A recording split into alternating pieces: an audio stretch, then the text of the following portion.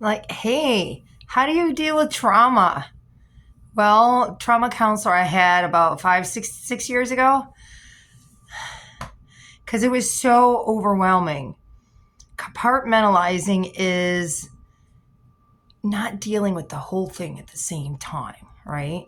And part of that is, say, like your ex that traumatized you, or your ex friend, or your mom, or anybody who's traumatized you, and their thoughts are kind of floating around in your head, and you're like, "Argh," right? So, what you do, for me, a minion came to me, a stuffed minion at that time. So, I turned my ex into a minion.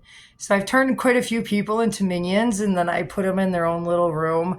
I don't ignore them, they're free to come and go, but their voices get quieter because I just like, okay, you go over there in that room, play with each other.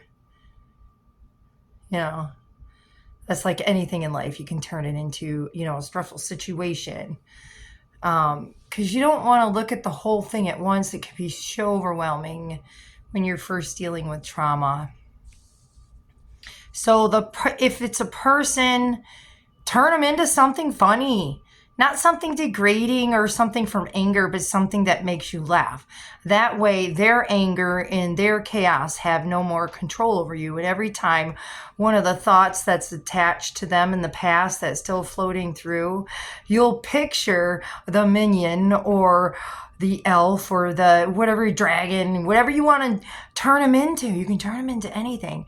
And then next time you're picturing that thought and you see them in your head, they're going to come up as a minion or whatever you create them as. And then that past thought doesn't take on as loud of a voice because now you're laughing and then you forgot why it had your attention. You're like, oh, yeah. That's the past, not the present, not this moment. So compartmentalization and just taking one day, one moment, one small step at a time, especially after trauma. So start with compartmentalization, rest, and recovery. Take care of you the best you can. And then just keep going. Just never give up on yourself. That's how you recover. So now their voices sound like little Mickey Mouse noises.